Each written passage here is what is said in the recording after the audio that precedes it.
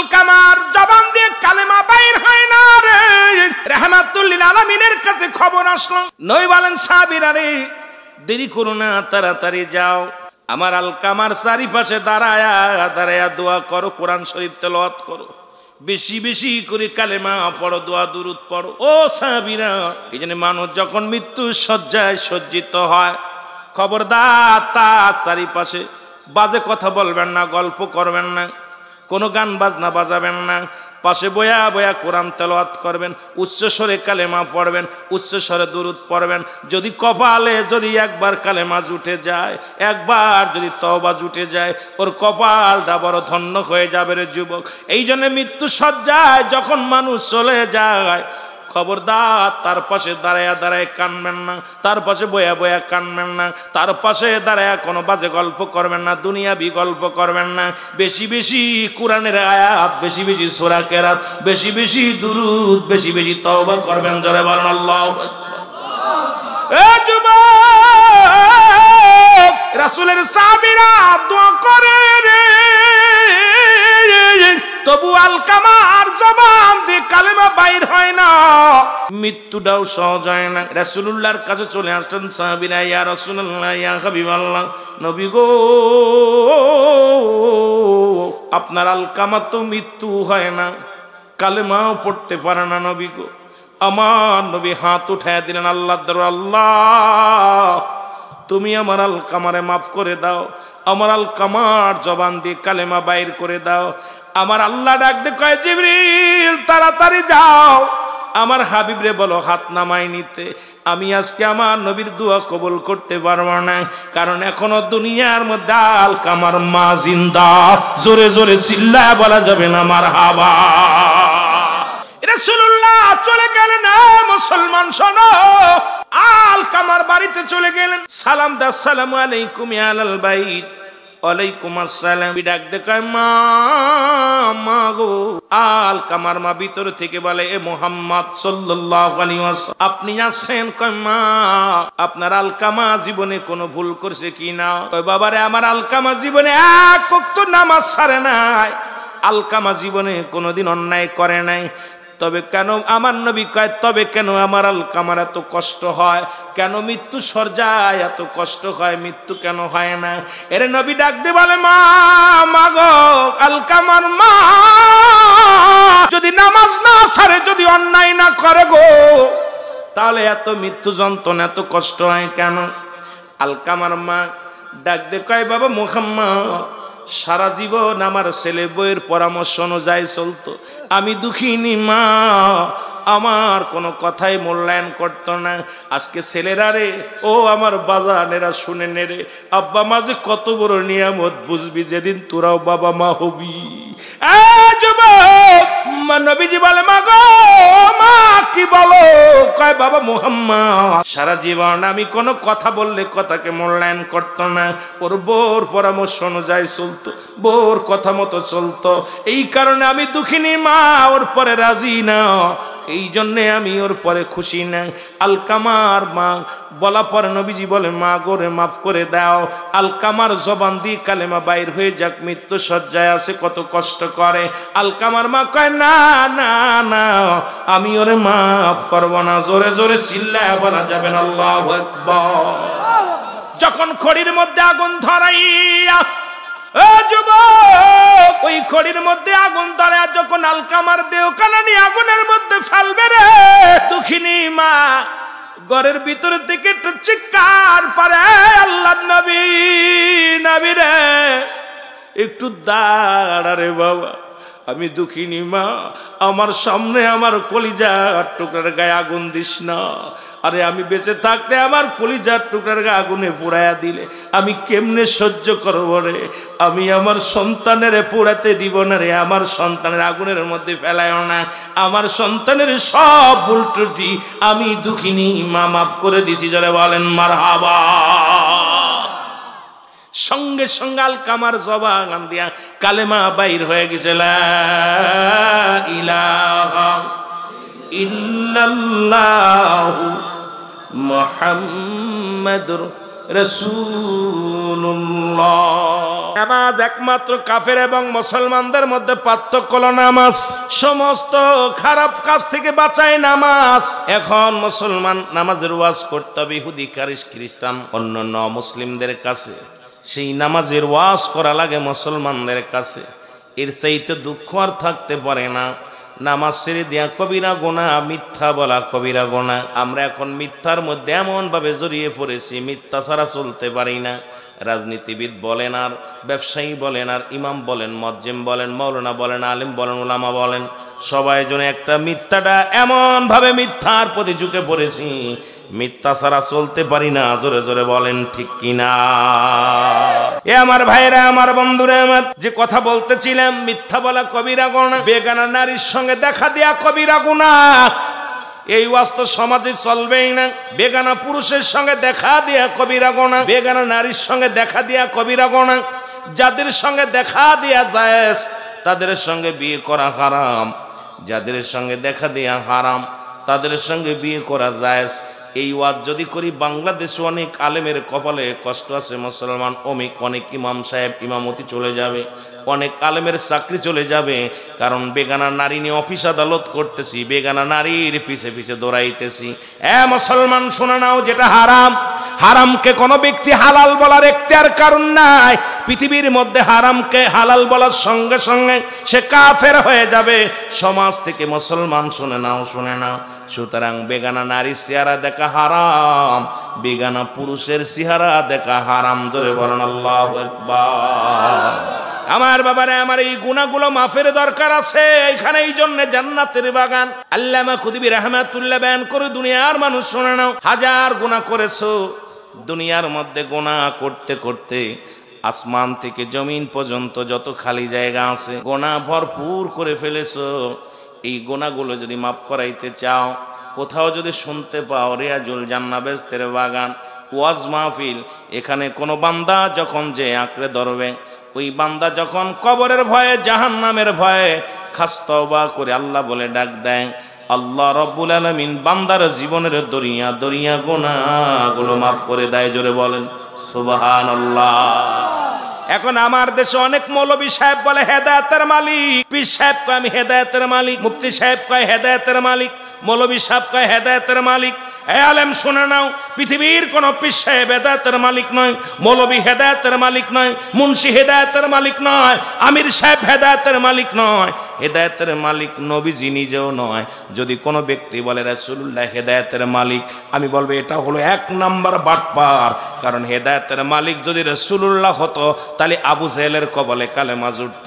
যেহেতু আবু জেহেলের কপালে কালেমা জোটে নাই, হেদায়েতের মালিক স্বয়ং আল্লাহ। জোরে বলেন ঠিক কিনা?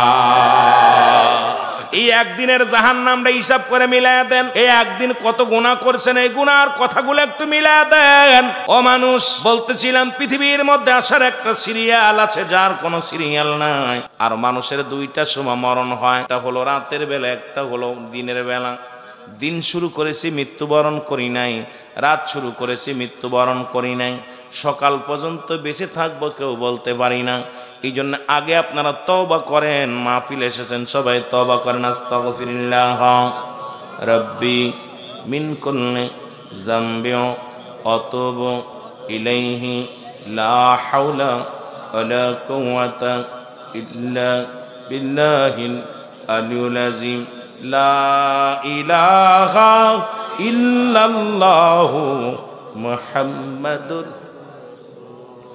আশহাদু আল্লা ইলাহা, সাক্ষ্য দেন, আশহাদু আল্লা ইলাহা ইল্লাল্লাহু ওয়াহদাহু লা শারীকা লাহু আশহাদু আন্না মুহাম্মাদান আবদুহু ওয়া রাসূলুহু। আমার ভাইরা আমার, আমি আস্তে আস্তে আলোচনার মধ্যে যাই। আমি আপনি সাক্ষ্য দিলাম আল্লাহ ছাড়া কোনো মাবুদ নাই, আল্লাহকে পার একমাত্র মাধ্যম ঠিকানা রাহমাতাল লিল আলামিন। জোরে বলেন মারহাবা। আর একটু জোরে বলেন, আর একটু জোরে মারহাবা। এ আমার ভাইরা আমার, আল্লাহ ডাকতে বলেন বিসমিল্লাহির রাহমানির রাহিম। কুল হুয়াল্লাহু আহাদ আল্লাহু সামাদ লাম ইয়ালিদ ওয়া লাম ইউলাদ ওয়া লাম ইয়াকুল লাহু কুফুয়ান আহাদ। আল্লাহ ডাকতে বলেন, হাবিব জানায়া দাও আমি আল্লাহ এক। জোরে বলেন আল্লাহ কয়জন? যারা দেবতা পূজা করে তাদের আল্লাহ কয়জন? যারা চন্দ্র পূজা করে, যারা মূর্তি পূজা করে, যারা মন্দির পূজা করে, যারা মাজার পূজা করে, এই দুনিয়ার মধ্যে মুসলমান শুনে নাও, অসংখ্য মানুষ আমরা শিরকি করি, গুনাহ করতেছি আমরা দুনিয়ার মধ্যে। কেউ করে দরগা পূজা, কেউ করে মাজার পূজা, কেউ করে মুসলমান মূর্তি পূজা। আজকে পূজার মধ্যে সব ঢুকে গেছি আমার ভাইরা, আমার বন্ধুরা। আমার আল্লাহ ডাকতে বলে, হাবিব আপনি জানিয়ে দেন আমি আল্লাহ এক। আল্লাহ আল্লাহ বলে, বান্দারে আমি আল্লাহ এক। পৃথিবীর মধ্যে কাউরে জন্ম দিই নাই, কারু থেকে জন্ম নিই নাই। আল্লাহর কোনো ছেলে নাই, মেয়ে নাই, কোনো বংশ পরিচয় নাই। আল্লাহ এক, এটা বিশ্বাস আছে কার কার? আল্লাহ একজন, কার কার বিশ্বাস? একটু হাত তোলে। এ ভাইরা আমার বন্ধুরা, আল্লাহ বলে, বান্দা আমি আল্লাহ এক। এ মুসলমান, আল্লাহকে কে কে এক মানেন? একটু হাত দুখানা তুলে দেখান।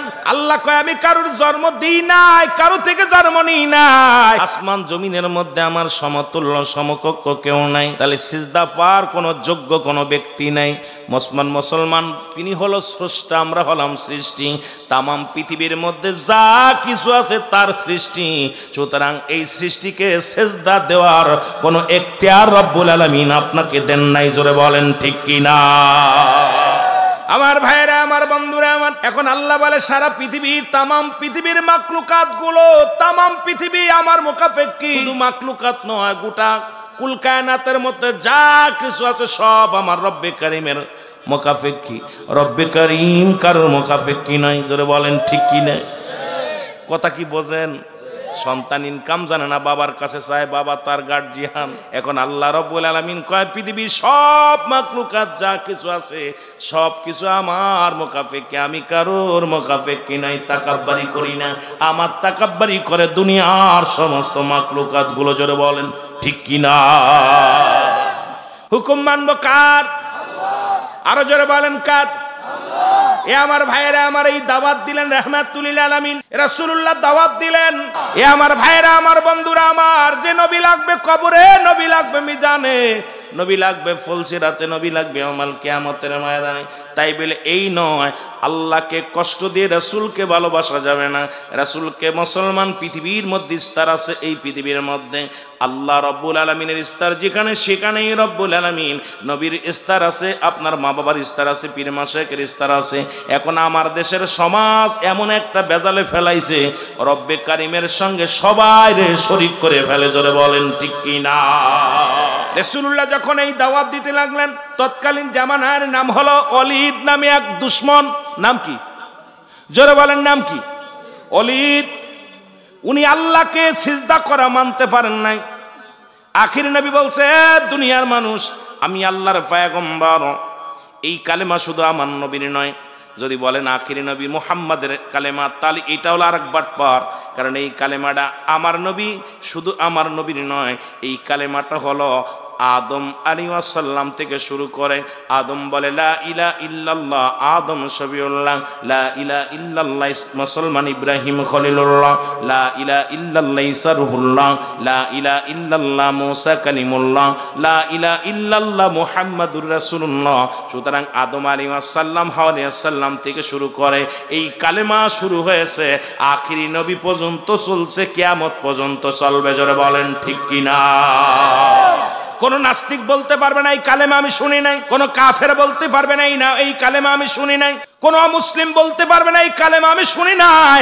কারণ আদম নবী থেকে শুরু করেছে। আদম নবী বলছে লা ইলাহা নাই কোনো ইলাহ ইল্লাল্লাহু এক আল্লাহ ছাড়া, আমি আদম শফিউল্লাহ, আল্লাহর পয়গম্বর। সুতরাং পৃথিবীর মধ্যে আমার নবী, আপনার নবী, তামাম পৃথিবীর মধ্যে যত নবী পয়গম্বর দুনিয়ার মধ্যে আগমন করেছে, সবাই এই কালেমার দাওয়াত দিছে। জোরে বলেন মারহাবা। ওলীদ কি করলেন? একটা পুতুল বানাইলেন। পুতুল বানায়া সিজদা শুরু করে দিলেন। আব্দুল্লাহর বেটা মুহাম্মাদের কোনোদিন ভগবানকে দেখতে পারি নাই, সে আল্লাহকে কোনোদিন দেখা যায় না, কোনোদিন দেখতে পারি না, তারে আমরা মানি না, ওর কথাও বিশ্বাস করি না, মানব না, এটা মানা যাবে না, অসম্ভব। এই ওলীদের পূজা করা শুরু করলি, পুরো পূজা শুরু করলো পুতুলটার মধ্যে যাইয়া। ভগবানের কাছে চায়। গভীর একদিন রাত্রে, গভীর রাত্র হয়ে গেছে, অলিদের পুতুলের ভিতর থেকে আওয়াজ আসে,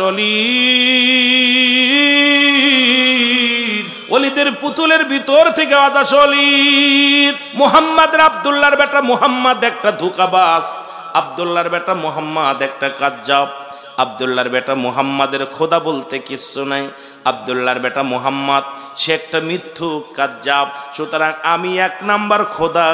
আমার যদি তুমি সেজদা করতে পারো, আমার যদি ভালোবাসতে পারো, আমার যদি খেদমত করতে পারো, আর আমি যদি তোমার উপর রাজি হয়ে যাই, দুনিয়ার সব কিছু তুমি পেয়ে যাবা। জোরে বলো নাউজুবিল্লাহ। শোনো মুহাম্মদ, আব্দুল্লাহর বেটা মুহাম্মদ, উনি যে ভগবান, উনার যে খোদা আছে, উনি তো কারুর লাগে কথা বলে না। আব্দুল্লাহর বেটা মুহাম্মাদের আল্লাহ কথা বলতে পারে না, কিন্তু আমার আল্লাহ কথা বলতে পারে। আব্দুল্লাহর বেটা মুহাম্মাদের ভগবান কথা বলতে পারে না, ভালো মন্দ কিছু বলতে পারে না, কিন্তু আমার খোদা সব বলতে পারে। এই কথা বলে বলে দলে দলে মানুষগুলো সব নাস্তিক করে ফেললেন। সব মানুষ পুতুলের প্রতি তারা ঈমান আনায় ফেললেন। নাউজুবিল্লাহ বলেন না। এ আমার ভাইয়েরা, আমার বন্ধুরা, আমার অলিদ কি করলেন? আব্দুল্লাহর বেটা মুহাম্মাদের কাছে বলে, মুহাম্মদ, আমি কিছু কথা বলতে চাই। বলে কি কথা? বলে কথা হলো, আমি আগামীকাল সারা ওয়ার্ল্ডের মানুষগুলো ডেকেছি। আমার খোদা কথা বলে, তোমার খোদা যদি কথা বলতে পারে আমি ডাক দিব, তুমি তোমার খোদারে ডাকবা, তোমার আল্লাহরে ডাকবা। তোমার আল্লাহ যদি কথা বলতে পারে তাহলে বুঝবো তোমার আল্লাহ সঠিক। আর আমার আল্লাহ, আমার খোদা যদি কথা বলতে পারে, তুমি তোমার দলবল নিয়ে কালেমা পড়ে আমার খোদার অন্তর্ভুক্ত হয়ে যাবা। মানো কি মানো? রাসূলুল্লাহ বলেন, আমি মানলাম, তোমার কথা মেনে নিলাম। যা দেখে রাসূলুল্লাহ সারা ময়দান বলে হাজার হাজার মানুষ, হাজার হাজার জনগণ বসে আছে। ওলিদ কয়ে, মুহাম্মদ, তোমার খোদারে ডাক দাও, তোমার আল্লাহরে ডাক দাও। তোমার আল্লাহ যদি কথা শোনে, তোমার কথা, তুমি যে মুহাম্মদ আল্লাহর পয়গম্বর, এটা তোমার আল্লাহ সবাইরে জানায়া দিক, জোরে ডাক দে বলুক। আজকে ময়দানের ভিতরে জোরে জোরে চিৎকার বলে, আমি মুহাম্মদকে নবী বানাইছি, আমি আল্লাহ। এই কথাটা যেন তোমার আল্লাহ বলে। এবার আল্লাহ নবী বলে, ওলিদ, আমার খোদা, আমার রব্বে কারিম, উনি পরে বলবে, আগে তোমার খোদার ক্ষমতাটা দেখে নি। জোরে বলেন মারহাবা। ওলিদ ডাকতে বলে, খোদা, এ ভগবান, স্বর্ণের পুতুলের কাছে যায়, বলে, ভগবান, তুমি বলে দাও, তুমি বলে দাও, আমি সঠিক, তুমি সঠিক, তুমি আমার খোদা, তুমি সত্য। ওলিদের পুতুলের ভিতর থেকে আওয়াজ আসে, লা ইলাহা ইল্লাল্লাহু সাল্লাল্লাহু আলাইহি ওয়াসাল্লাম। ওলিদ কয়, কি বললি রে? এতদিন পড়লি কি আর এখন কলি কি? কয়, আশহাদু আল্লা ইলাহা ইল্লাল্লাহু ওয়াহদাহু লা শারীকা লাহু আশহাদু আন্না মুহাম্মাদান আবদুহু ওয়া রাসূলুহু। আরে ওলিদের মুখ দিয়া কি কয়? মাট মূর্তির, মোট মুসলমান স্বর্ণের মূর্তির ভিতর থেকে আওয়াজ আসে, কি আওয়াজ আসে? ডাক দে বলে, ওলিদ রে, আব্দুল্লাহর বেটা মুহাম্মাদের খোদা সত্য, আমার আল্লাহ সত্য। আখিরি নবী রাহমাতুল লিল আলামিন যেটা বলছো ওটাই সত্য। এ ওলিদ, শুনে নাও, শুনে নাও, তোমার খোদা যেটা সেটা ভণ্ড প্রতারক। আব্দুল্লাহর বেটা মুহাম্মাদের খোদাই সঠিক, যার কোনো আকার নাই, যে পৃথিবীর মধ্যে যাকে দেখা যায় না তিনি আর কেউ নয়, তিনি হলো রব্বে কারিম। ওলিদ রে, উপস্থিত যত জনগণ আছে সবাই তোমরা পড়ে নাও, লা ইলাহা ইল্লাল্লাহু মুহাম্মাদুর রাসূলুল্লাহ। পুতুলটা যখন ভেঙে গেছে, লোকজন বলে, ওলিদ, তোমার ভগবান এতদিন কথা বলে, আজকে কেন মুহাম্মাদের পক্ষে কথা বলল? কারণটা কি? কই, মুহাম্মদ বড় জাদুকার, মুহাম্মদ বড় ধোঁকাবাজ। এই কারণে আমার পুতুলটা আজকে মুহাম্মাদের পক্ষে নিছে, আল্লাহর পক্ষ নিছে। এবার মুহাম্মদ মুসলমান শুনে না, রাহমাতুল লিল আলামিন রাস্তা দিয়ে রওনা দিছে। হঠাৎ করে একটা জিন, বিশাল একটা দৈত্য, সামনে একটা তরবারি নিয়ে সামনে হাজির। সালাম দা, আসসালামু আলাইকুম ইয়া রাসূলুল্লাহ, আসসালামু আলাইকুম ইয়া হাবিবাল্লাহ, আসসালামু আলাইকুম ইয়া রাহমাতাল লিল আলামিন। আল্লাহর নবী বলে আলাইকুম আসসালাম। তুমি কে? বলে হুজুর আমি জিন জাতির সর্দার। কয় তোমার হাতে কি? বলে তরবারি। রক্ত কেন? বলে এই মাত্র খুন করেছি একটা। আর একটু জোরে সুবহানাল্লাহ। আপনার কাছে হুজুর খুন করছে, সুবহানাল্লাহ মানে কি? হুজুর খুন করেছে একটা। আল্লাহ নবী বলে কি বলতে চাও? বলে হুজুর আমি আসতেছিলাম ওই ময়দান দিয়ে, আমি হলাম মুসলিম জিন, আমি জিন জাতির সর্দার। হুজুর আমি যখন আসতেছিলাম দেখি ওই অলিদের পুতুলের মধ্যে, স্বর্ণের পুতুলের মধ্যে একটা দুষ্ট জিন, একটা কাফের জিন প্রবেশ করেছে, অমুসলিম জিন প্রবেশ করে ওই পুতুলের ভিতর থেকে আওয়াজ দেয়, অসংখ্য মানুষ ঈমান হারায় ফেলেছে, অলিদের প্রতি ঈমান এনে ফেলেছে। ইয়া রাসূলুল্লাহ, ইয়া হাবিবাল্লাহ, আমি আসতেছিলাম তখন দেখি এই কাণ্ড। আমি ওই পুতুলের ভিতরে ঢুকে ওই দুষ্ট জিনকে হত্যা করে ইয়া রাসূলুল্লাহর ভিতরে আমি বসেছিলাম। যখন অলিদ বলেছে, পুতুলেরকে বলছে, পুতুলরে তুমি বলে দাও তোমার খোদা মুহাম্মাদের ধর্ম বিষয়। ইয়া রাসূলুল্লাহ, ইয়া হাবিবাল্লাহ, তখন ওই পুতুল বলে না, ওই পুতুলের ভিতর থেকে আমি মুসলিম জিন কথা বলেছিলাম। জোরে জোরে চিল্লায়া বলা যাবে না সুবহানাল্লাহ। আল্লাহর নবী বলে তুমি কেমনে বললো, কেমনে জানলে? আমি আখির নবী বলি ইয়া রাসূলুল্লাহ, মানব সৃষ্টির আগে আমাকে সৃষ্টি করেছিল রব্বে কারীম। এই পৃথিবীর মধ্যে আপনাকে পাঠানোর আগে, মানব জাতি পাঠানোর আগে আগে আমাকে দুনিয়ার মধ্যে পাঠাইছে ইয়া রাসূলুল্লাহ, ইয়া হাবিবাল্লাহ। এই জিন জাতিকে দুনিয়ার মধ্যে পাঠানোর পর ইয়া রাসূলুল্লাহ আমি জিন জাতির সরদার। আমি আদম নবীকে বলতে শুনেছি রাহমাতাল লিল আলামিন, ইব্রাহিম নবীকে বলতে শুনেছি রাহমাতাল লিল আলামিন, ঈসা নবীকে বলতে শুনেছি রাহমাতাল লিল আলামিন, মুসা নবীকে বলতে শুনেছি রাহমাতাল লিল আলামিন। ইয়া রাসূলুল্লাহ, ইয়া হাবিবাল্লাহ, সমস্ত নবী তো আপনাকে নেতা বলে, সমস্ত নবীকে আপনাকে সম্মান করে। সুতরাং আমরা জিন জাতির নবীও আপনি, শুধু মানবের নবী নয়, দানবের নবী। এই জন্য মানব জাতির নবী শুধু আমার নবী, আমার আপনার নবী নয়, যিনি হলো কুল কায়নাতের নবী। জোরে বলেন ঠিক কিনা? আসমানের নবী, জমিনের নবী, আকাশের নবী, বাতাসের নবী, চন্দ্রের নবী, সব জাতির নবী হলো রাহমাতাল লিল আলামিন। সেই নবীর ভালোবাসা যার অন্তরে যতটুক, তার ঈমান বলতে ততটুক। নবীর প্রেম ভালোবাসা যার অন্তরে নাই, তার ঈমান বলতে কিছু নাই, সরাসরি বেঈমান। আল্লাহ আমাদের নবীর ভালোবাসা অর্জন করার তৌফিক দান করো। জোরে বলেন আমিন। আর সেই রাসূলুল্লাহ নামাজের গুরুত্ব দিছে কি দেয় নাই? আমি কিন্তু বুঝাতে যে অন্যদিকে ওই নামাজের দিকে গেছিলাম, আলোচনার কিন্তু মূল ধারায় ফিরে আসছি, খেয়াল করবেন। আমি আগেই বলছি আমি একদম আলোচনা করব আপনাদের জানা আলোচনাগুলো। সেই রাহমাতুল লিল আলামিন বললেন, সাহাবীরা রে, আমি তোমাদের এমন একটা আমল দিব যে আমি নবী তোমাদের হাত ধরে জান্নাতে নিব।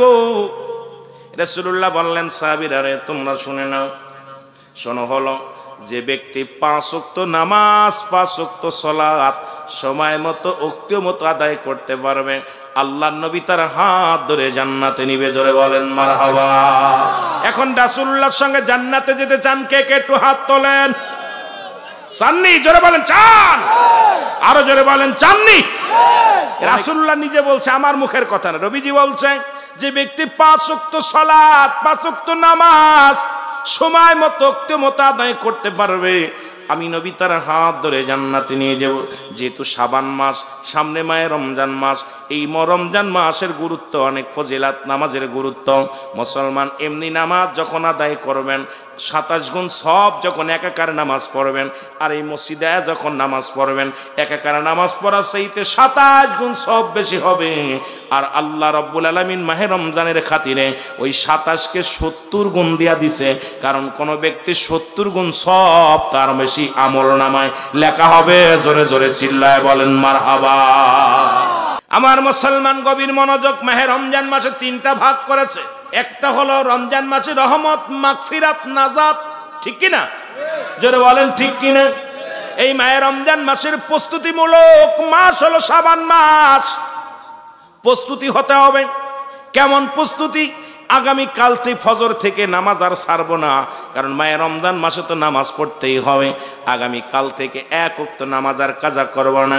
মুসলমান শুনে নাও, আর এই যত বাজার, যত রমজান মাসে কেনাকাটা লাগে সব কিছু যদি পারেন আপনি আগে করাই করবেন, যাতে করে বাজারে না যাওয়া লাগে। রমজান মাসটা আবদ্ধ থাকবেন, কারণ শিকল দিয়া শয়তানকে বন্দী করা হয়। তারপরেও এখন বলতে পারেন হুজুর তারপরে কেন অন্যায় হয়? কারণ মানব শয়তান, জিন শয়তান, নব শয়তান, খবির শয়তান আর অশয়তান, শয়তানের শয়তানি, মুনাফিকের মুনাফিকি, সগল করে সগল করি। এই যে খারাপ পাত্তাগুলো যেগুলো থাকে এগুলো আপনার নষ্টের মূল, এগুলো আপনাকে সারা জীবন পরিচর্যা করছেন, এই জন্য ইরাই পরিচালনা করে আপনাকে। জোরে বলেন ঠিক কিনা? আমার ভাইয়েরা, আমার বন্ধুরা, আমার সালাতটা আদায় করবেন, 5 ওয়াক্ত সালাত। রাজি আছেন? জোরে বলেন রাজি আছেন? আমি ওদিকে পরে যাই, একটু দূরে ঘুরে আসি। রাসূল বললেন, বলা পর রাসূলের সাহাবী নাম হলো আব্দুল্লাহ আনসারী। নাম কি? আব্দুল্লাহ আনসারী। জোরে বলেন মারহাবা। এই আব্দুল্লাহ আনসারী উনি বাড়ি গেলেন। বাড়ি যাওয়ার পর নবীজি কি ওয়াজ করছে বিবি জিগায় স্বামীরে। অনেক মা বোনেরা মাইকের আওয়াজ শোনেন, আল্লাহর রাস্তায় আজকে ওয়াজটা কানে শুনবেন। কারণ আপনাদের স্বামীরা যারা মাহফিলে আসছে, যারা আপনারা যাদের বিবিগুলো আসে নাই, একটু বাড়ি ওয়াজটা নিয়ে যাবেন। কারণ আল্লাহর নবী সাহাবী আব্দুল্লাহ আনসারীর বিবি বাড়িতে গেলে ডাক দে বলে, স্বামী আল্লাহর নবী আজকে কি ওয়াজ করছে বলেন। নবীজি কি ওয়াজ করছে আগে আমারে জানায়া দেন। আব্দুল্লাহ আনসারী ডাক দে বলে, বিবি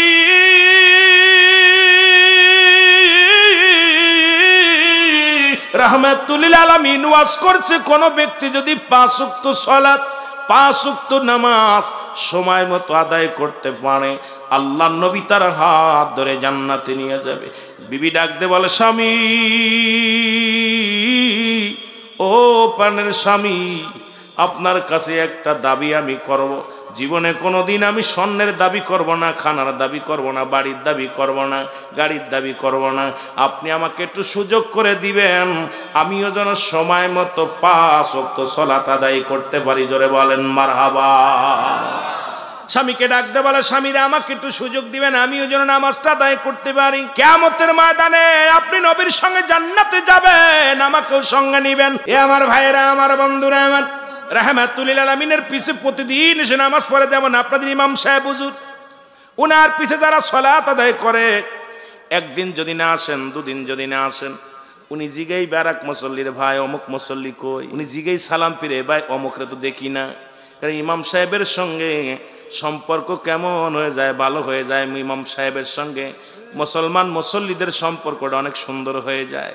এবার 2 দিন 3 দিন না দেখলে নিজেই বাড়িতে হেঁটে যায়, সালাম দেয়, অমুক সাহেব আসেননি বাড়ি। কেন? ইমাম সাহেব কত ভালোবাসে মুসল্লিদেরকে। এই জন্য জামাতের গুরুত্ব রাসূলুল্লাহ দিছে। জোরে বলেন ঠিক কিনা? নামাজের গুরুত্ব এমনি নবীজি দেন নাই, কারণ এর মধ্যে হাকিকত আছে কিনা? জোরে বলেন আছে কিনা? প্রতিবেশীর হক গুলো আদায় হয়ে যায়। কে কোন হালাতে আছে? ইমাম সাহেব জিজ্ঞাসা, আসসালামু আলাইকুম ভাই অমুক কেমন আছে? আসসালামু আলাইকুম ভাই অমুক কেমন আছে? আপনার ছেলে মেয়ে কেমন আছে? এ মুসলমান শোনো, আজকে কিন্তু আমাদের সেই জামাতের প্রতি গুরুত্ব নাই। রাসূলুল্লাহ দেখে 1 দিন নয় 2 দিন নয়, আনসারী প্রতিদিন নামাজে আসে। নামাজ শেষ করার পর আনসারী আর রাসূলুল্লাহ তারে দেখতে পায় না। নবীজি বললেন, ও আমার সাহাবীরা, আমার আনসারী দেখি নামাজে আসে, কিন্তু সালাম ফেরানোর পর আনসারী কার দেখতে পাই না, কারণটা কি? সাহাবীরা বলে, হুজুর নিশ্চিত কোন দুনিয়ার কোন ঝামেলার মধ্যে পড়েছে, দুনিয়ার কোন ঝামেলার মধ্যে, কোন প্রেমের মধ্যে পড়েছে। নবী কয়, আমি নিজেই যাব, তোমরা খবর না, আমি নিজেই খবর নিব। রাসূলুল্লাহ নিজেই খবর নিতে চলে গেলেন, বাড়িতে গেলেন, সালাম দেয়, আসসালামু আলাইকুম ইয়া আহলাল বাইত, আসসালামু আলাইকুম ইয়া আহলাল বাইত। 1 বার নয় 2 বার নয়, 3 বার নবীজি সালাম দিলেন, কোন সালামের জবাব পাইলেন না। এবার রাসূলুল্লাহ ফিরে আসলেন, মনে কষ্ট নিয়ে ফিরে আসলেন। পিছন থেকে সাহাবী উত্তরে দেয়, ওয়ালাইকুম আসসালাম ইয়া রাসূলুল্লাহ, ওয়ালাইকুম আসসালাম ইয়া হাবিবাল্লাহ, ওয়ালাইকুম আসসালাম ইয়া রাহমাতাল লিল আলামিন। রাসূলুল্লাহ বলে, তুমি 3 বার সালাম দিলে, বুঝতে বাকি নাই, তুমি উত্তর দাও নাই। সালাম তুমি শুনেছিলে, উত্তর দাও নাই। আনসারী বলে, ইয়া রাসূলুল্লাহ ইয়া হাবিবাল্লাহ, আমি উত্তর দিই নাই, কারণ আপনি যখন আমারে সালাম দিয়েছিলেন আমি কেন উত্তর দিতে পারি না? যদি দয়া করে আমার বাড়িতে যাইতেন, তাহলে আমি আপনাকে বলতে পারতাম কেন সালামের জবাব দিই নাই। নবী কয়, চলো কেন নবীকে বায়ানাত, উত্তম ব্যবহার, উত্তম আখলাক, উত্তম চরিত্র আমার রাসূলকে যা দিয়েছে পৃথিবীর মধ্যে, সেই রাসূলের গুণে গুণান্বিত হওয়ার দরকার আছে কিনা? রাসূলুল্লাহ চলে গেলেন, আনসারী দরজা খুলে দিলেন। দরজা খোলা পর দেখে বিছরে বিশাল একটা গর্ত খোঁড়া, বিশাল একটা গর্ত খোঁড়া। রাসূলুল্লাহ বললেন, আনসারী তোমার ঘরের ভিতরে এত বড় গর্ত খোঁড়া কেন? বলে, ইয়া রাসূলুল্লাহ, ইয়া হাবিবাল্লাহ, এই যখন আপনি আমাকে সালাম দিয়েছিলেন নবী গো, তখন আমি গর্তের মধ্যে উলঙ্গ অবস্থায় বসেছিলাম। ইয়া রাসূলুল্লাহ, ইয়া হাবিবাল্লাহ নবী গো, এই কারণে আমি সালামের জবাব দিতে পারি না। হুজুর আমার বেয়াদবি মাফ করবেন। নবী বলে, আনসারী কি হয়েছে বলো? বলি, ইয়া রাসূলুল্লাহ, ইয়া হাবিবাল্লাহ নবী গো, ইয়া রাসূলুল্লাহ, ইয়া হাবিবাল্লাহ, আমরা স্বামী স্ত্রী মিলে মাত্র এক টুকরা কাপড়, যখন আমি আজান চলে যাই, যখন আজান পড়ে মসজিদে মধ্যে আজান দেয়, আল্লাহু আকবার, আল্লাহু আকবার, আল্লাহ মহান, আল্লাহ বড়, আমি পাগল হয়ে ছুটে চলে যাই, তখন সঙ্গে সঙ্গে আমি ওই কাপড়টা পরিধান করে মসজিদে চলে যাই। ইয়া রাসূলুল্লাহ, ইয়া হাবিবাল্লাহ, আমার বিবি উলঙ্গ অবস্থায় গর্তের মধ্যে বয়া থাকে। আবার যখন নামাজ শেষ করে সালাম ফিরে আমি এক দড়ি বাড়ি চলে আসি। বাড়ি আসিয়া ওই গর্তের মধ্যে ঢুকিয়া কাপড়গুলো খুলে আমার বিবিরে দিই।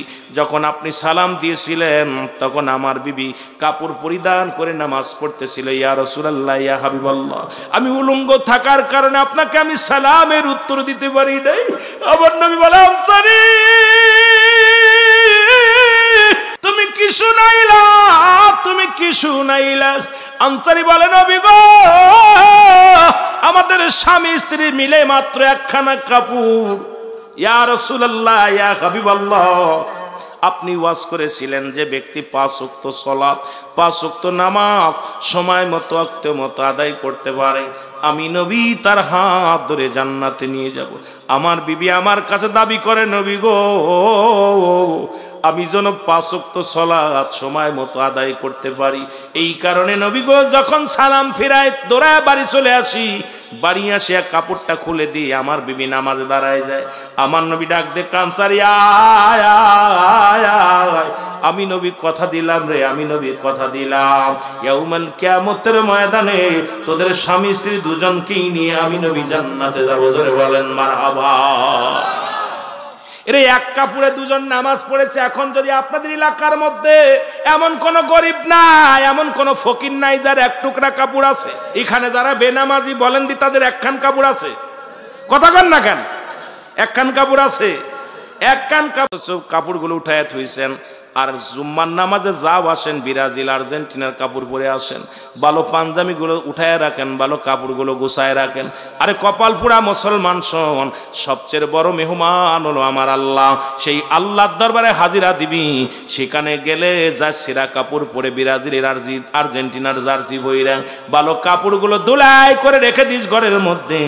আর এক কাপড়ে যদি সাহাবীরা নামাজ আদায় করতে পারে, এখন এই নামাজের হিসাবটা যদি আপনাদের এলাকার মানুষের নেয়, আমার মন বলে একটা মানুষও জান্নাতে যেতে পারবো না। এই মাসটা এখন থেকে যেহেতু সময় আর বেশি নাই, আর মাত্র 4টা দিন বাকি আছে রে মুসলমান। 28 তারিখে তারাবি পড়া, প্রথম রোজা শুরু হয়ে যাবে। এই জন্য আমি আপনাদেরকে অনেক কথা ছিল ওদিকে বলতে পারবো না। আমারে বলছে, হুজুর একটু ওয়াজ করবেন মা বাবার দিকে, তবুও তো আমি সময় অন্যদিকে নষ্ট করলাম, এখন আলোচনার মূল ধারায় যেতে পারি নাই, কারণ কথা বলেই শেষ করতে পারি না।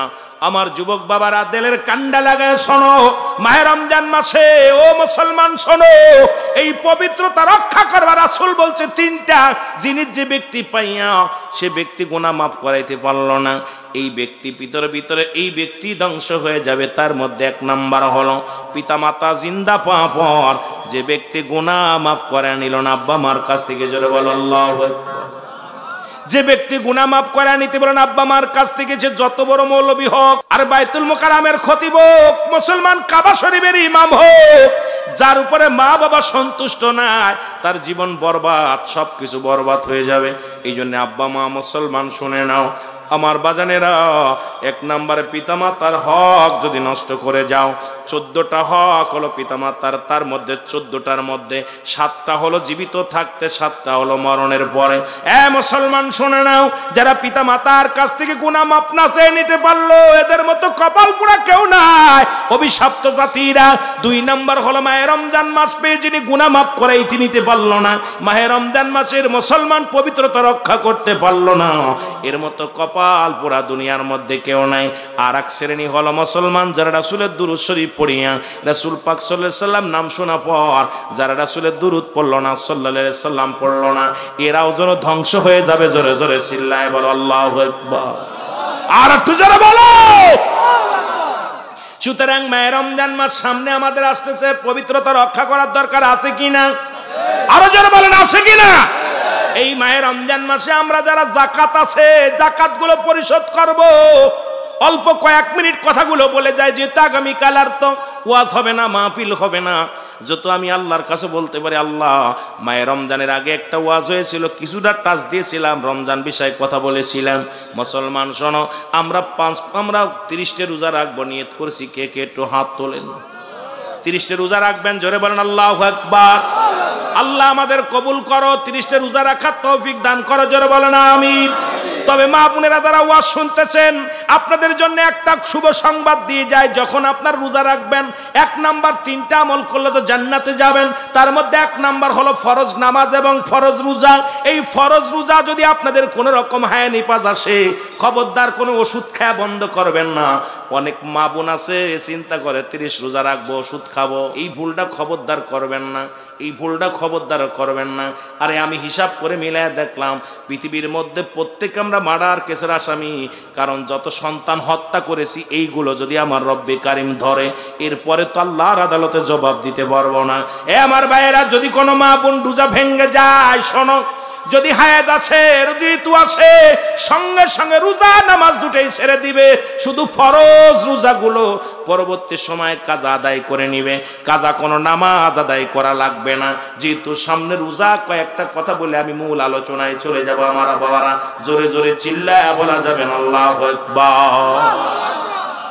আমার ভাইয়েরা, আমার বন্ধুরা, আমার বাবারা, আপনারা কিন্তু আপনাদের জন্য কোনো মাপ নাই, পুরুষের জন্য কোনো মাপ নাই। সাবাল্যক আর সাবাল্লিকা যখন সাবাল্যক হয়ে গেছেন, কোনো মাপ নাই। সফরে আছেন, 4 জায়গা 2, আপনি পড়তে পারেন না, বইয়া পড়েন না পারেন, দাঁড়ায় পড়েন না পড়েন, হুইয়া পড়েন না পড়েন, ইশারায় পড়েন, কিন্তু নামাজ পুরুষের জন্য কোনো মাপ নাই। জোরে বলেন ঠিক কিনা? মাপ পাবেন কেমনে বলেন? কাপড় ঠিক নাই, কাপড় পরিষ্কার নাই, মাপ নাই, কোনো কৈফিয়ত চলবে না, পুরুষের জন্য কোনো জবাব দিতে পারবেন না, কারণ নামাজ একমাত্র মহিলাদেরকে আল্লাহ মাফ করছে, আপনাদের কোনো মাফ করে নাই। জোরে বলেন ঠিক কিনা? কুমায়া দিছে, কম বেশি করছে, তাই বলে মাফ করে নাই, ঠিক কিনা? দাঁড়ায় পড়তে পারো না, বয়া পড়, বয়া না পড়তে পারলে হুইয়া পড়, হুইয়া না পড়তে পারলে ইশারায় পড়, তবু পড়, আদায় কর, সালাত আদায় কর। আল্লাহু আকবার বলো, আর একটু জোরে বলো আল্লাহু আকবার।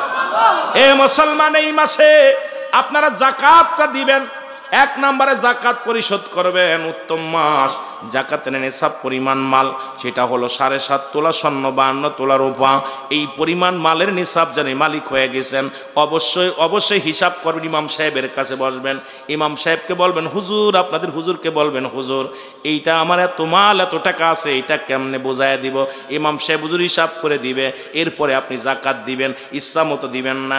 আপনি হইছে 10 লাখ টাকা, যাকাত দিবেন 1 লাখ টাকা, চলবে না, এই মস্তানি চলবে না। কিয়ামতের ময়দানে এইগুলো সাপ বিস্তু হইয়া আপনাকে এমন কামড় শুরু করে দিবে, এমন যন্ত্রণা দেয়া শুরু করবে, এগুলোর জন্য আপনি জাহান্নামে চলে যাবেন। জোরে বলেন ঠিক কিনা?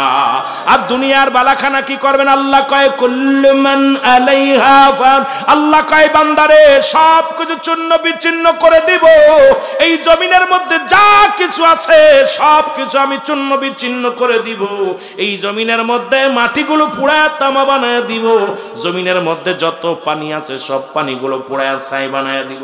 যেদিন কিচ্ছু বলতে কিচ্ছু থাকবে না, সেদিন থাকবো শুধু আমি আল্লাহ। সুতরাং কার জন্য ঘুষ খাও, কার জন্য সুদ খাও, কার জন্য এত বাড়াবাড়ি করে মন, সব ফেলে থুয়ে চলে যেতে হবে, সেই চিন্তা কার আপনাদের ভিতরে আছে কি না? এই জন্য মুসলমান শোনেন, ইমাম সাহেবের পরামর্শ নিবেন, নিজে ইচ্ছা মতো কোনো কাজ করবেন না। মৌলানা সাহেবের ফতোয়া নিবেন, ফতোয়া নিয়ে যে জাকাত হয় এই জাকাতগুলো এলাকার মধ্যে গরিব মিসকিন দেখে, আত্মস্বজন দেখে তাদেরকে পরিশোধ করবেন। মুসলমান শুনে নেন, এবার আপনার মালটা আপনার পবিত্র হয়ে গেল, যেমন রোজা রাখার কারণে আপনার দেহের জাকাত হয়ে গেল। মুসলমান শুনে নেন, এবার আপনার সদকাতুল ফিতরা মুসলমান অবশ্যই এটা আদায় করবেন। জোরে বলেন আল্লাহু আকবার। এ মুসলমান, ফিতরা আদায় করা লাগবে কি লাগবে না? আরো জোরে বলেন, লাগবে কি লাগবে না? প্রতিটা মানুষ, আপনার উত্তম মাস হলো মাহে রমজান মাস। এই মাসে আপনার মুসলমান সাদকাতুল ফিতরা এটা আপনি আদায় করবেন। এটা মুসলমান শুনে নেন, আপনি ফিতরার পরিমাণগুলো যখন বাংলাদেশ বোর্ড, আমাদের ইসলামী মুসলমান যারা আছে, ইসলামের নীতি নির্ধারক যারা আছে, উলামা ইকরাম যারা আছে, এরা যখন উপর থেকে জানাবে কত পরিমাণ আপনার ফিতরা হয়েছে, কত পরিমাণ আপনার দিতে হবে, যখন আপনার উপরে বরাদ্দ আসবে এই পরিমাণ আপনি সঙ্গে সঙ্গে সদকাতুল ফিতরা দিবেন। কারণ রোজার মাসে মুসলমান শেষ করছেন, ঈদগার ময়দানে যাবেন মাসুমের মাসুম হইয়া। এই আপনি যদি মুসলমান শুনে নেন, আপনি যদি সদকাতুল ফিতরা না করে যদি আপনি ঈদগার ময়দানে যান, আপনি পবিত্রতা হাসিল করতে পারবেন না। এই জন্য পবিত্রতা হাসিল করার জন্য অবশ্যই আপনাকে সদকাতুল ফিতরা আদায় করা লাগবে। জোরে জোরে বলো আল্লাহু আকবার। আর একটু জোরে বলো আল্লাহু আকবার।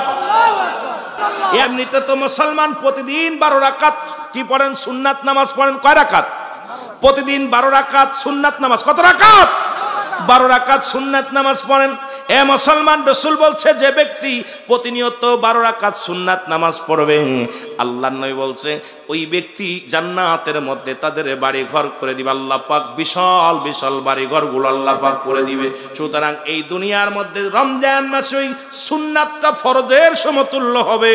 বেশি বেশি ফরজ সুন্নাত নফল নামাজগুলো পড়বেন, মাগফিরাত কামনা করবেন, আল্লাহর কাছে ইস্তেগফার করবেন, মাফ চাবেন, ক্ষমা চাবেন, বেশি বেশি করে কোরআন তেলাওয়াত করবেন। এ মুসলমান, কোরআন শরীফ পড়তে পারেন না, কোরআন শরীফ বুকের মধ্যে ধরবেন। পড়তে পারেন না, কি হয়েছে? পড়তে পারেন, আফসোস করে বুকের সঙ্গে টান দিয়া ধরবেন। আল্লাহ,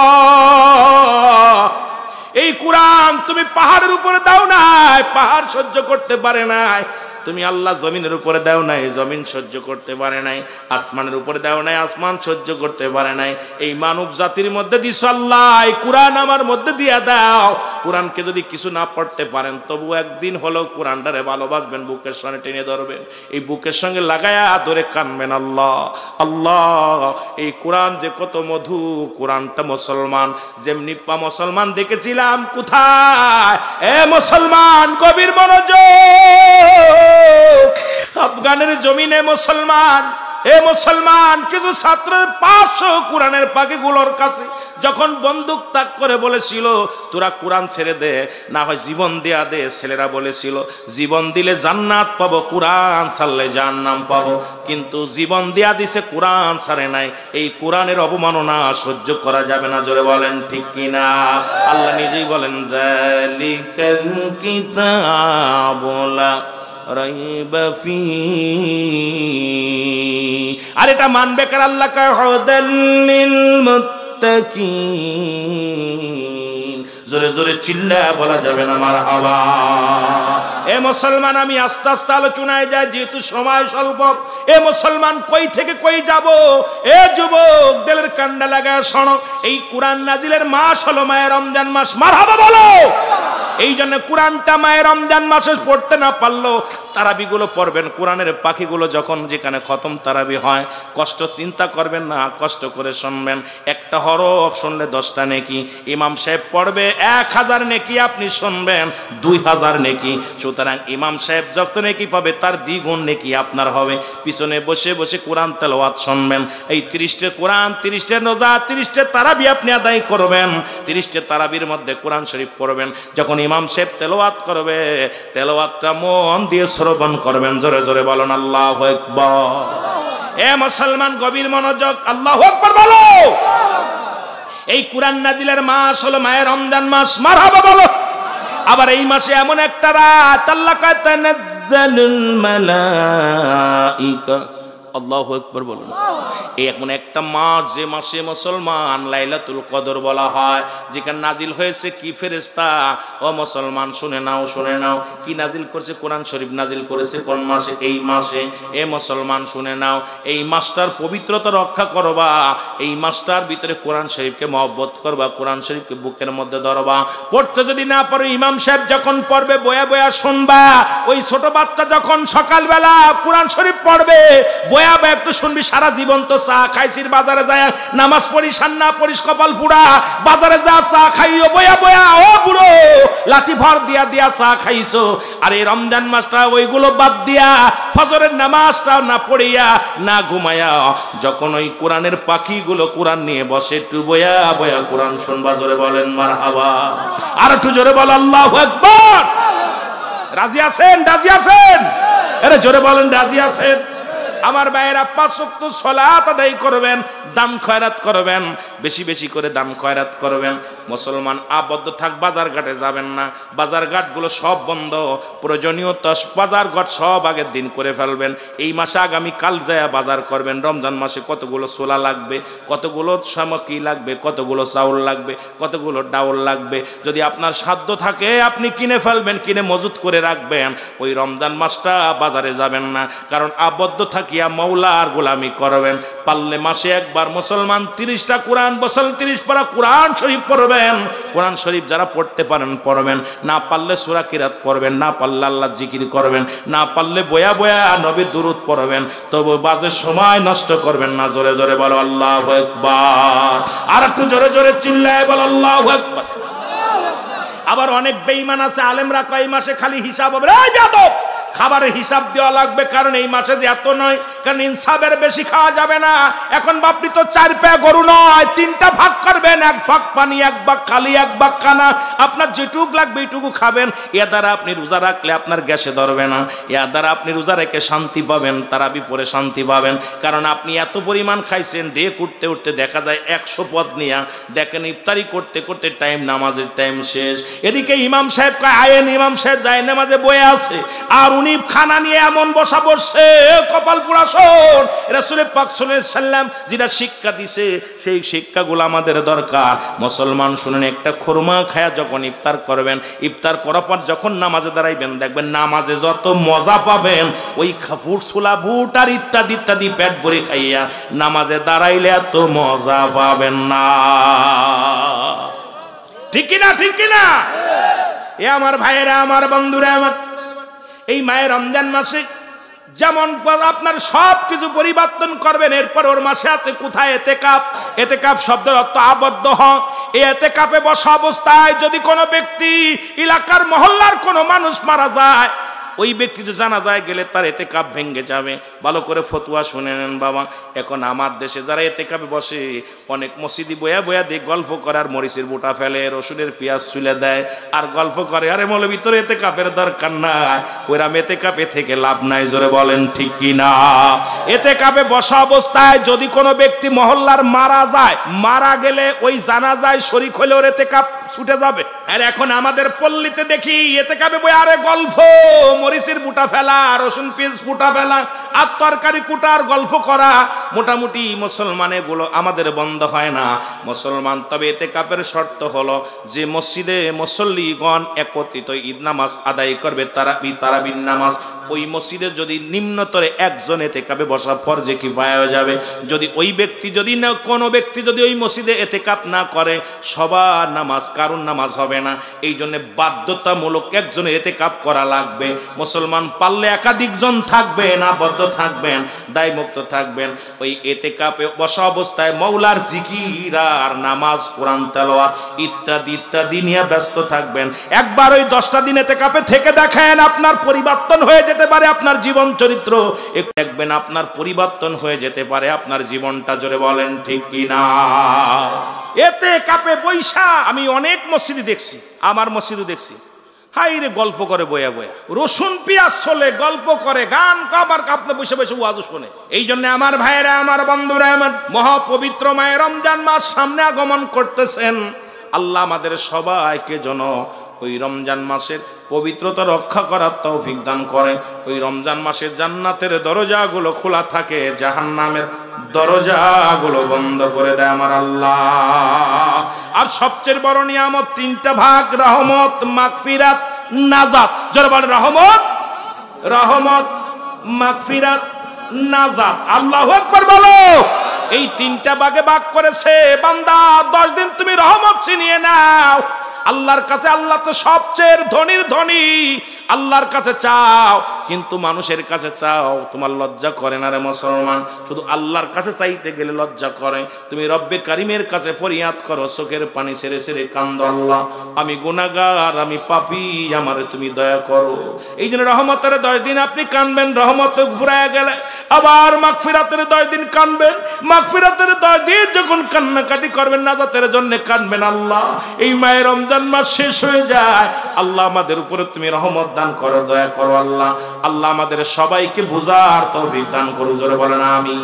বেশি বেশি প্রতিবেশীর ইফতার করাইবেন, বেশি বেশি করে ইফতার করাইবেন, প্রতিবেশীরে মেহমানদারি করাইবেন। ইফতারি করার পর 10 জনকে নিয়ে খাওয়ানোর চেষ্টা করবেন, নিজে খাওয়ার চেষ্টা করবেন না। কারণ একটা খুরমা দিয়ে পারলেও একজনকে আপনি ইফতার করানোর চেষ্টা করবেন। এই সারা দিন রোজা রেখে যে ফায়দা অর্জন করেছিলেন, ওই পরিমাণ সব আল্লাহ আপনার আমল নামায় লিখে দিবে। তবে আপনার আমল নামা থেকে একটা বিন্দু কেটে নিবে না। অনেক আবার চিন্তা করে, দেখি দাওয়াত খাইতে গেলে পকেটে করে 2টা চাউল নিয়ে যায়। এ যুবক, সময় বেশি নয়, 2-4টে কথা বলে যাই রে।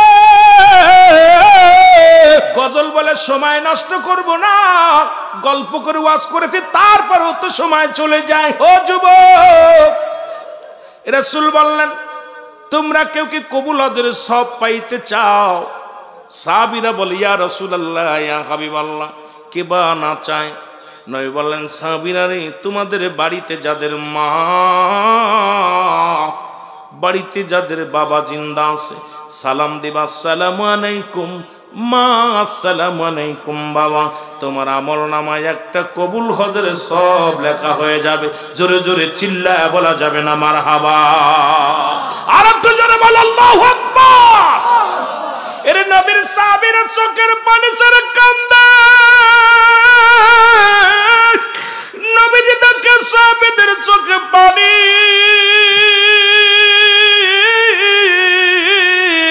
রাহমাতুল লিল আলামিন ডাক দিয়ে বলে, সাহাবীরা রে, তোমরা কেন কান্দো?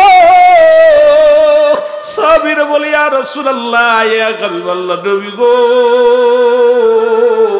এই আমলটা যদি আগে কদিন আগে জানতাম। আজ 10টা দিন আগে আমার মা দুনিয়া থেকে বিদায় হয়ে, 2 দিন আগে বাবা বিদায় হয়ে গেছে, 1 মাস আগে বাবা মারে হারাই। সাহাবীদের ভিতরে কেমন প্রতিযোগিতা ছিল, তারা আমল করবে কে কার চাইতে বেশি, এই প্রতিযোগিতা ছিল রে মুসলমান। এরে আমি তো নামাজের দিকে গিয়েছিলাম, কিন্তু শেষ করতে পারলাম না, কারণ এখান থেকে একটু বলতেছি শুধু বোঝানোর জন্য। বাবা, ও আমার যুবক বাবারা, শুনে নাও। সাহাবীরা বলে, নবী গো, এই আমলটা যদি আর কিছুদিন আগে পাইতাম, তাহলে আমাদের জীবন বড় ধন্য হয়ে যেত। আজকে ঘরে মা নাই, বাবা নাই। নবী বলেন, আমার তো আমিও এতিম, আমি নবীর মা বাবা কেউ নয়। আল্লাহ নবী ডাক দিয়ে বলে, সাহাবীরা রে, আমি যখন 6 মাস মায়ের গর্ভে, তখন আমার আব্বা জান ছিল বিদায়। যখন আমি 6 বছর বয়স, মা দুনিয়া থেকে বিদায়। 6 বছর 7 মাস যখন বয়স, দাদা আব্দুল মুত্তালিব এই দুনিয়া থেকে বিদায়। আমার মতো কেউ কি আসো এমন এতিম? আমার আল্লাহ ডাক দিয়ে বলে,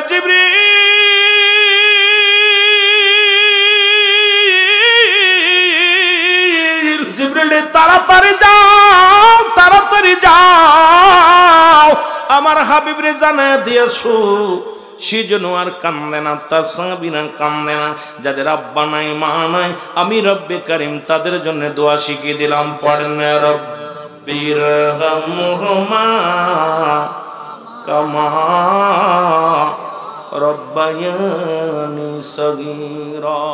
আদম আলাইহিস সালাম দোয়া করে বলে, রব্বানা জালামনা আনফুসানা ওয়া ইল্লাম তাগফির লানা ওয়া তারহামনা লানাকুনান্না মিনাল ইউনূস আলাইহিস সালাম দোয়া করে লা ইলাহা ইল্লা আনতা সুবহানাকা ইন্নী কুনতু মিনাজ জালিমিন। আর আখিরি নবী কান্দে উম্মতের জন্য, রব্বুল আলামিন ডাকতে বলে হাবিব,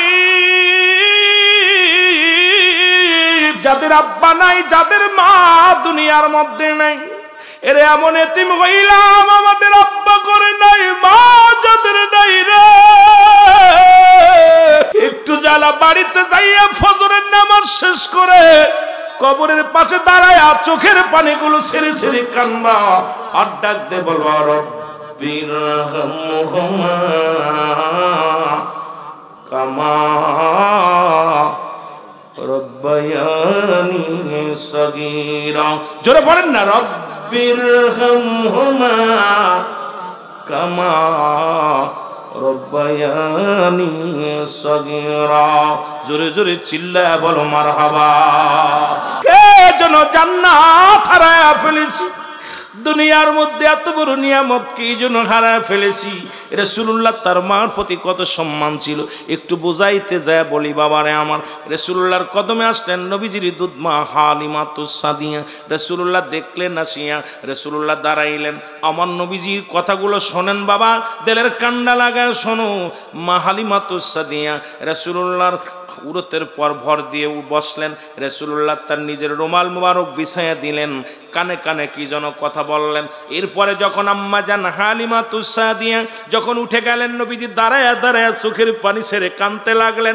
যতক্ষণ পর্যন্ত আম্মা জান আড়াল না হলেন, ততক্ষণ পর্যন্ত রাসূলুল্লাহ দাঁড়ায়া রইলেন। এবার যখন আড়াল হয়ে গেলেন, নবীজি বসলেন। সাহাবীরা জিজ্ঞাসা, ইয়া রাসূলুল্লাহ, ইয়া হাবিবাল্লাহ, জনকে এই মহিলাকে গণবিগ, যার সম্মানে আপনি দাঁড়াইলেন, যার জন্য আপনি চাদর বিছায়া দিলেন, আপনার চাদর মুবারকের উপরে বসতে দিলেন, নবী গো, এই বুড়া মহিলাটাকে আমরা জানতে চাই। আমার নবী চোখের পানি ছেড়ে ডাকতে বলে, সাহাবীরা রে, ও আমার সাহাবীরা, তোমরা শোনো, এই মহিলা হলো আমার জনম দুঃখিনী দুধমা হালিমাতুস সাদিয়া। জোরে জোরে চিল্লা বলা যাবে না মারহাবা। রাসূলুল্লাহ তার দুধ মায়ের সঙ্গে কি সম্মান করেছে, আর সেই মাকে দইরা পিটায় ঘর থেকে বাইর করে দিছি, সেই মাকে মেরে 3 টুকরা করে কেটে ফ্রিজের ভিতরে রেখে দিছি, সেই মার সামনে মাকে হত্যা করে। যুবক, যখন নেটের মধ্যে যাই পিরাই দেখি বাবাকে হত্যা করছে ছেলে, বাবাকে মেরে পিটাই ঘর থেকে বাইর করে দিচ্ছে।